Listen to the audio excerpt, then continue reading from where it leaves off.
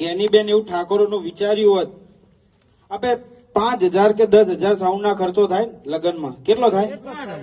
આ 5-10 હજારમાં કયો ઠાકોર ભાઈ આપણે દેવામાં ડૂબી જાય? કેટલો થાય ભાઈ? વાત સાચી હોય તો આ કહેજો, કોઈ ડૂબી જાય ખરી?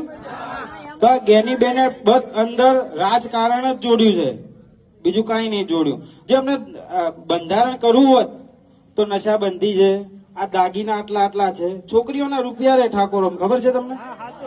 પેલું દારૂ આવે, શું આવે? દારૂ અને આવે.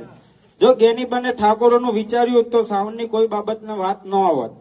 અને કયા 5,000 10,000માં કોઈ પણ કયા ઠાકોર ભાઈ આપણે દેવામાં ડૂબી જાય? કોઈ ડૂબી જાય ખરી? તો બસ આ રાજકારણ જ જોડેલું છે, બીજું કઈ જ નહીં. જે કાકાએ વાત કરી કે કોંગ્રેસને વોટ ન હાલવા, તો સાચી જ વાત છે. કોંગ્રેસ પહેલાથી ડૂબેલું જ છે ને, છે કે નહીં ડૂબેલું?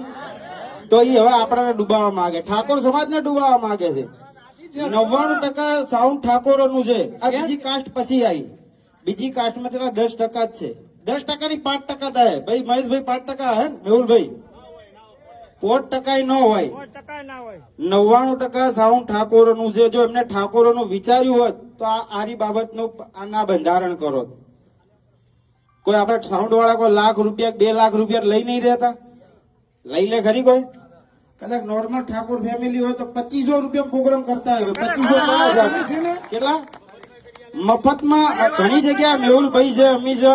અમને એવું લાગે ને કે આ ભાઈ હડો હાવ મધ્યમ, હું પોતે કરું છું. જેના મા બાપ ના હોય, દીકરી જે ના હોય ને એને હું પોતે સાઉન્ડ કરું છું, મફત કરું.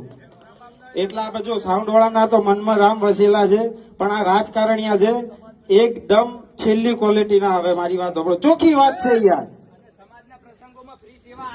અને ઘણા આપે છે આ ઠાકોર ના સમૂહ લગ્ન હોય કે કોઈ પણ કાસ્ટ ના સમૂહ, તો કોઈ પણ ઠાકોર આગેવાન સાઉન્ડ વાળો હોય તો સમાજમાં આપે છે સેવા. કેમ નહીં આપતા? તમે બધે નહીં આપેલી? આપેલી છે. હા ભાઈ, જો ડીસાથી જ્ઞાનીબેન નું વરઘોડું મફત લાયા, જ્ઞાનીબેન હમણાં અમે પડ્યા કે નહીં? પડ્યા ને?